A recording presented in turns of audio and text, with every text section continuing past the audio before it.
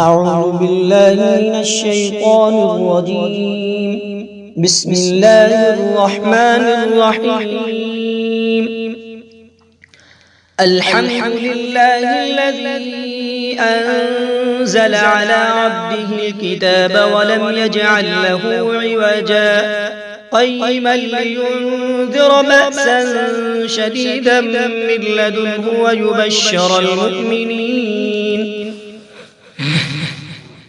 ويبشر المؤمنين الذين يعملون الصالحات أن لهم أجرا حسنا ماكثين فيه أبدا وينذر الذين قالوا اتخذ الله ولدا ما لهم به من علم ولا لآبائهم كبرت كلمة تخرج من أفواههم إن يقولون إلا كذبا فلعلك باخع نفسك على آثارهم إن لم يؤمنوا بهذا الحديث أسفا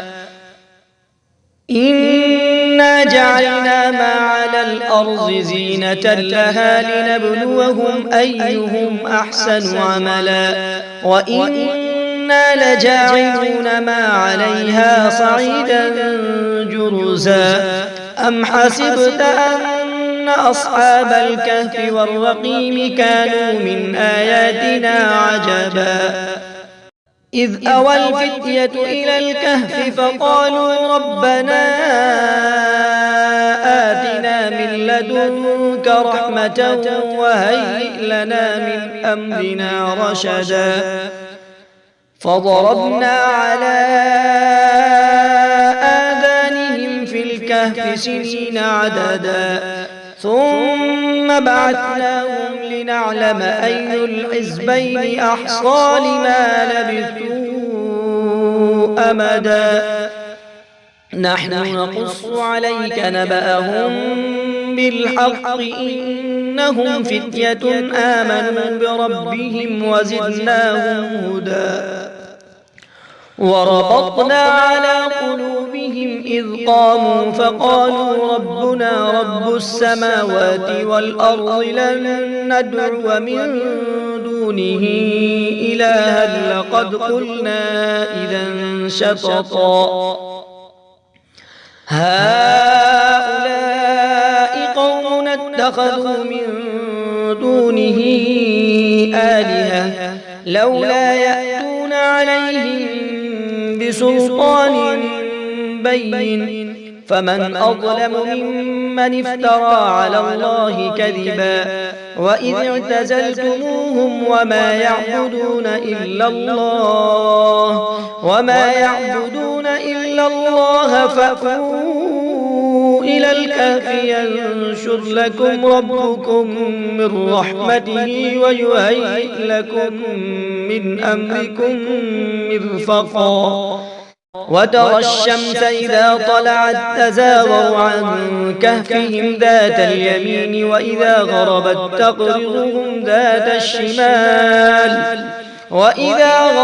تقرضهم ذات الشمال وهم في فجوة منه ذلك من آيات الله من يهد الله فهو المهتد ومن يضلل فلن تجد له وليا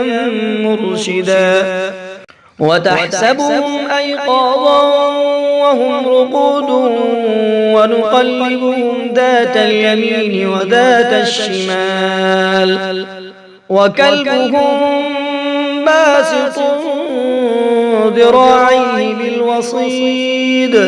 لو اطلعت عليهم لوليت منهم فرارا ولملئت منهم رعبا وكذلك بعثناهم ليتساءلوا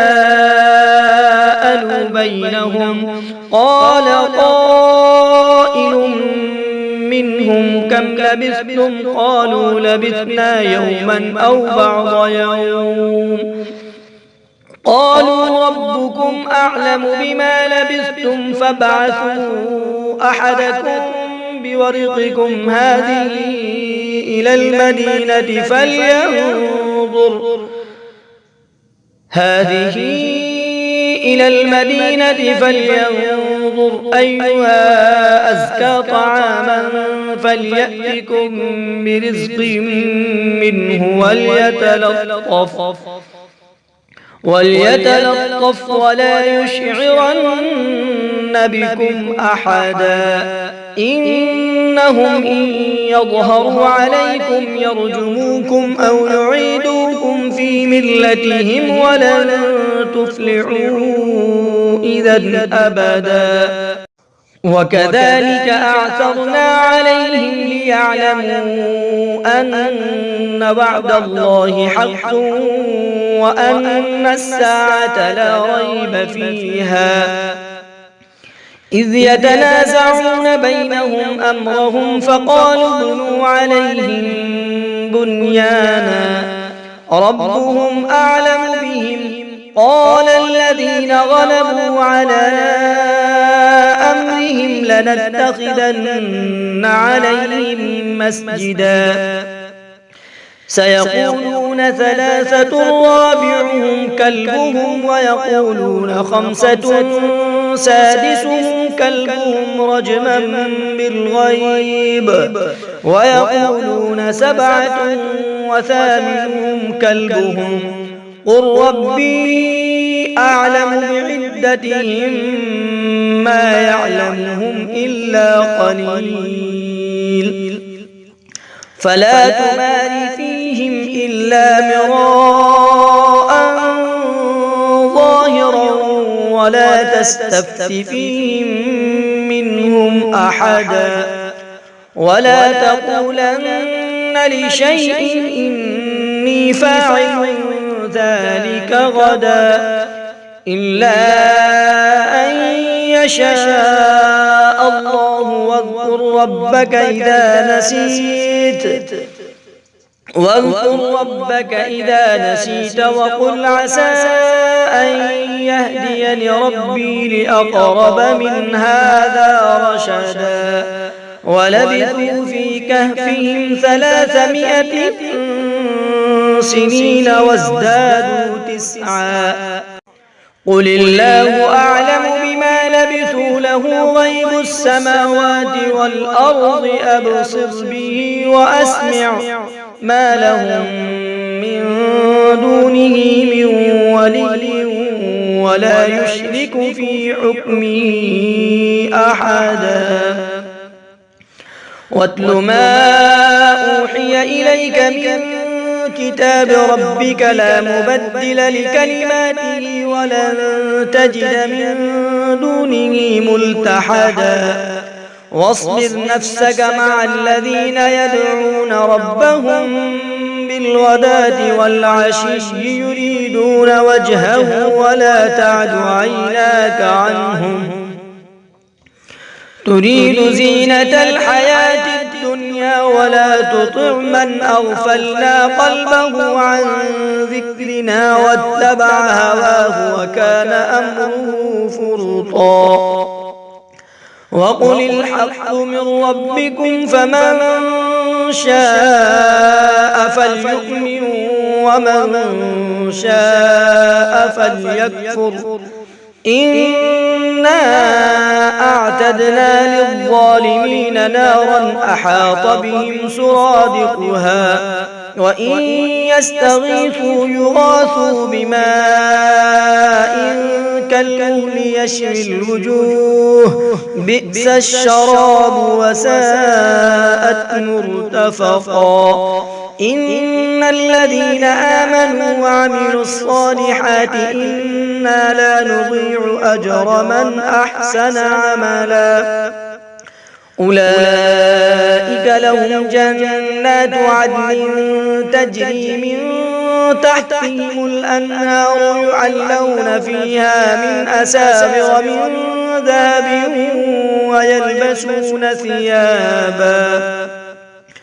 ويلبسون ثيابا خضرا من سندس واستبرق متكئين فيها على الأرائك نعم الثواب وحسنت مرتفقا واضرب لهم مثل الرجلين جعلنا لأحدهما جنتين من أعناب وحففناهما بنخل وجعلنا بينهما زرعا كلتا الجنتين آتت أكلها ولم تظلم منه شيئا وفجرنا خلالهما نهرا وكان له ثمر فقال لصاحبه وهو يحاوره أنا أكثر منك مالا وأعز نفرا ودخل جنته وهو ظالم لنفسه قال ما أظن أن تبيد هذه أبدا وما أظن الساعة قائمة ولئن رددت إلى ربي لأجدن خيرا منها منقلبا قال له صاحبه وهو يحاوره أكفرت بالذي خلقك من تراب ثم من نطفة ثم سواك رجلا لكن هو الله ربي ولا أشرك بربي أحدا ولولا إذ دخلت جنتك قلت ما شاء الله لا قوة إلا بالله إن ترني أنا أقل منك مالا وولدا فعسى ربي أن يؤتيني خيرا من جنتك ويرسل عليها حسبانا من السماء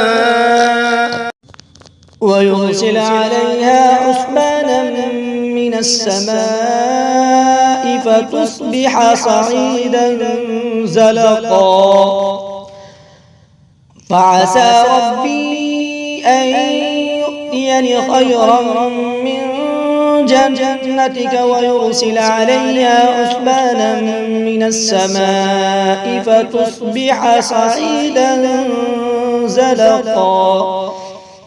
أو يصبح ماؤها غورا فلن تستطيع له طلبا وأحيط بثمره فأصبح يقلب كفيه على ما أنفق فيها وهي خاوية على عروشها ويقول يا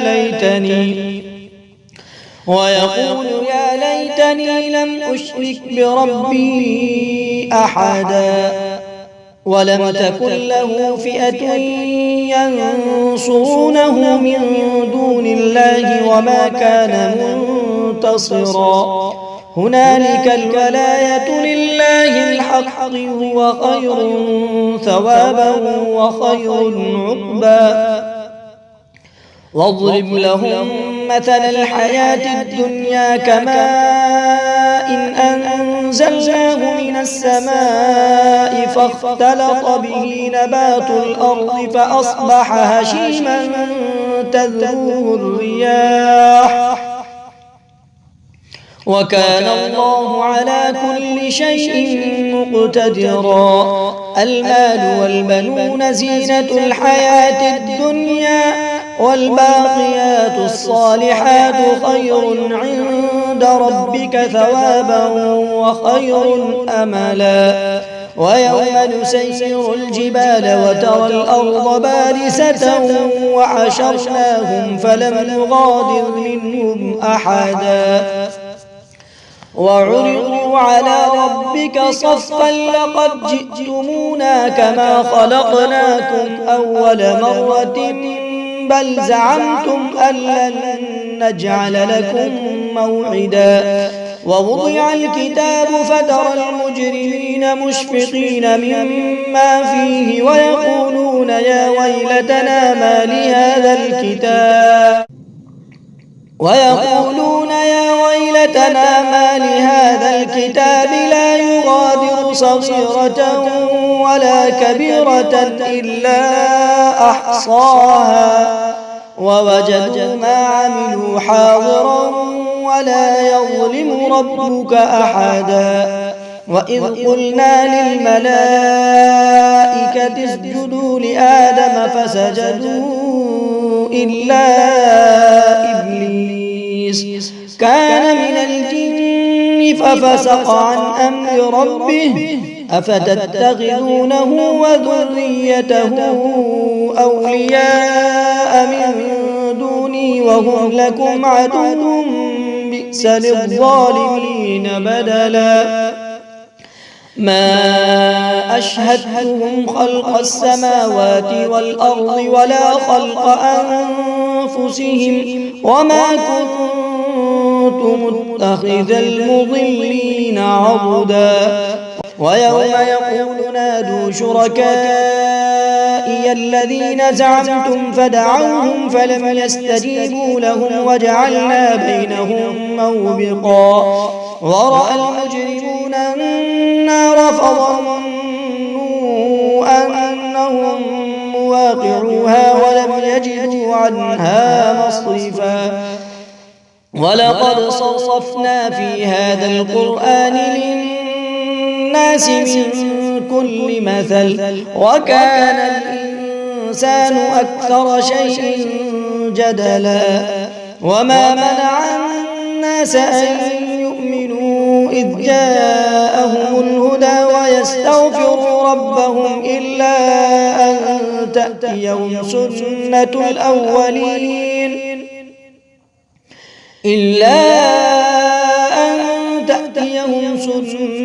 الأولين أو يأتيهم العذاب قبلا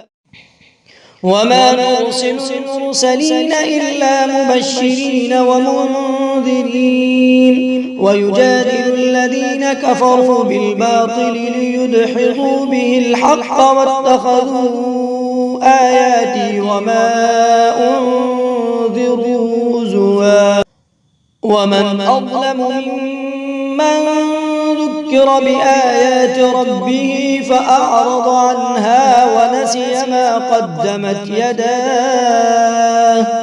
إنا جعلنا على قلوبهم أكنة أن يفقهوه وفي آذانهم وقرا وإن تدعهم إلى الهدى فلن يهتدوا إذا أبدا وربك الغفور ذو الرحمة لو يؤاخذهم بما كسبوا لعجل لهم العذاب بل لهم موعد لن يجدوا من دونه موئلا وتلك القرى أهلكناهم لما ظلموا وجعلنا لمهلكهم موعدا وإذ قال موسى لفتاه لا أبرح حتى أبلغ مجمع البحرين أو أمضي حقبا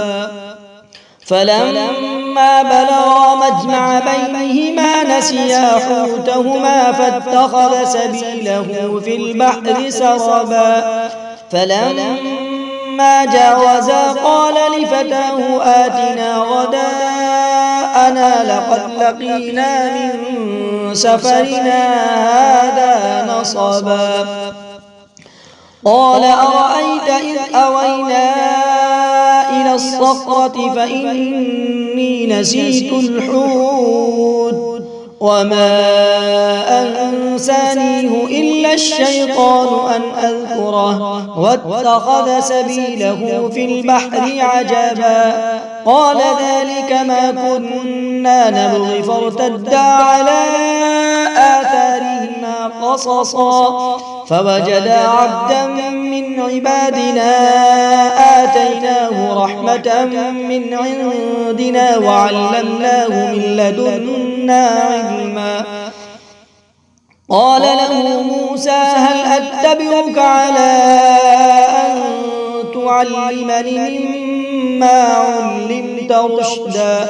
قال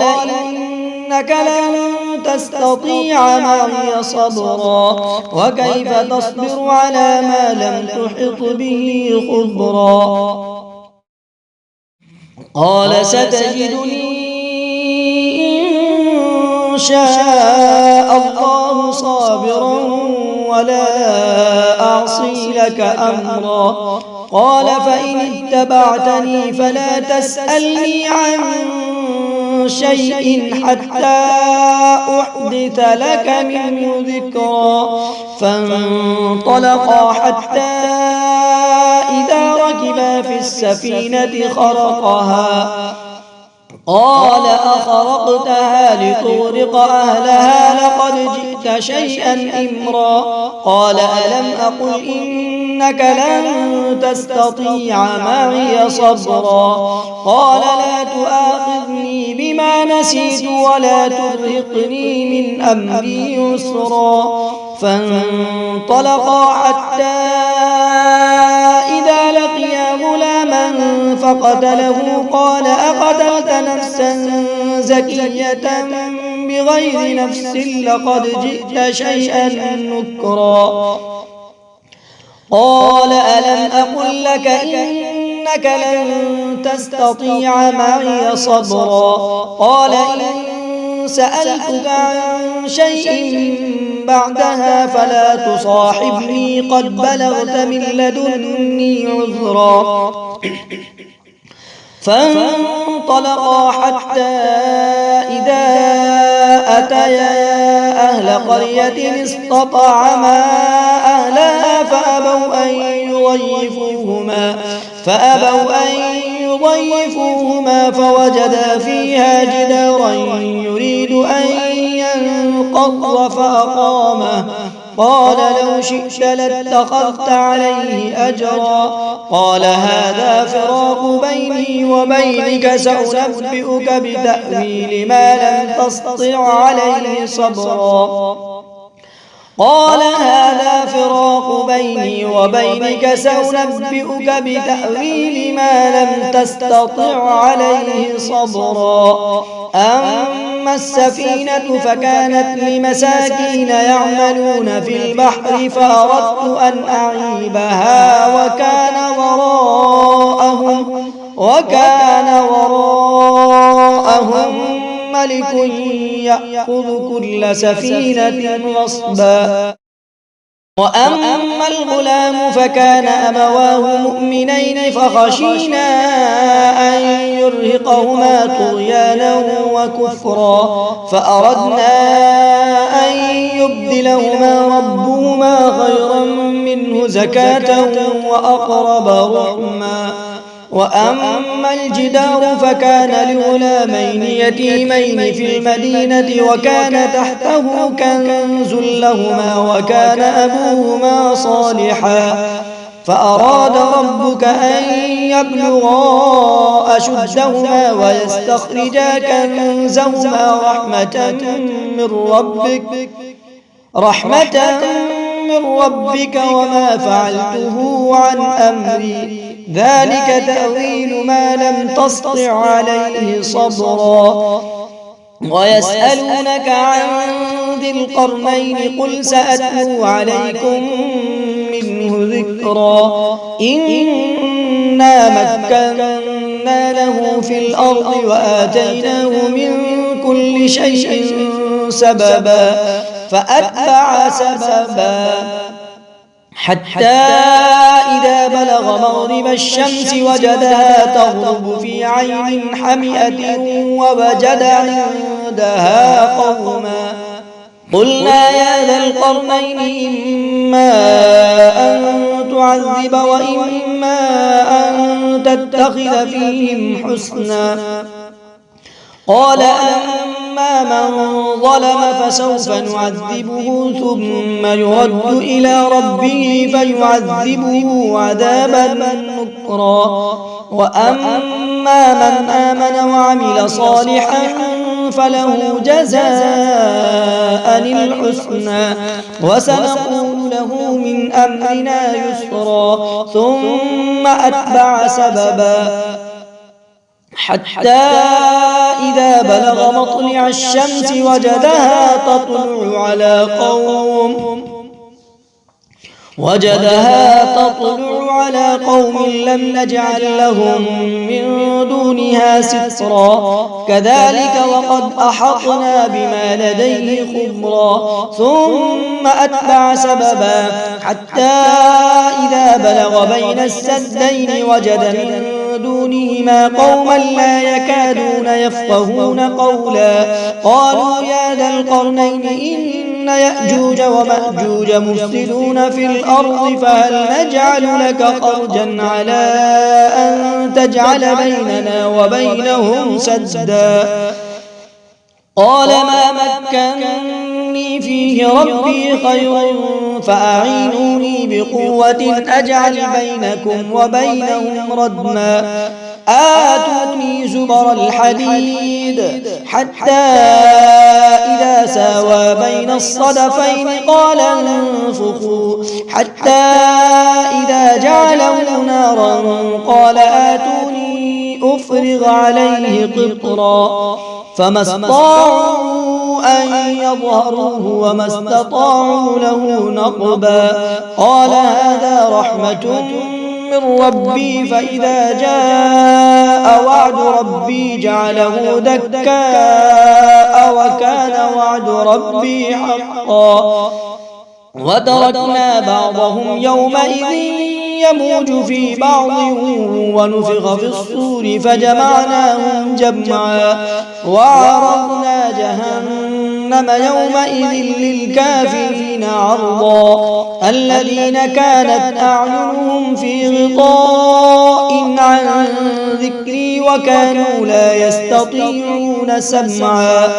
أفحسب الذين كفروا أن يتخذوا عبادي من دوني أولياء إنا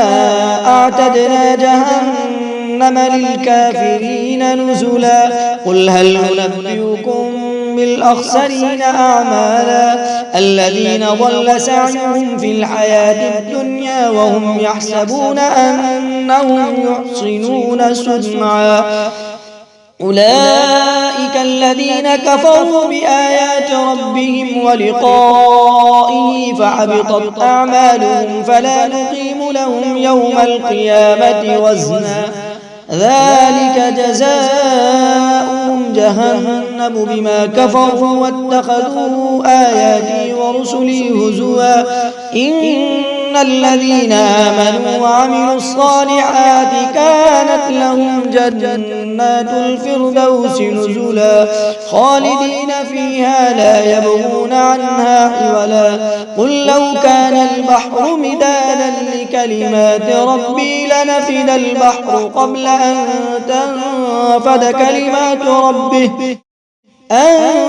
تنفد كلمات ربي ولو جئنا بمثله مددا قل لو كان البحر مدادا لكلمات ربي لنفد البحر قبل أن تنفد كلمات ربي ولو جئنا بمثله مددا قل إنما أنا بشر مثلكم يوحى إلي أنما إلهكم إله واحد فمن كان يرجو لقاء ربه فليعمل عملا صالحا ولا يشرك بعبادة ربه أحدا.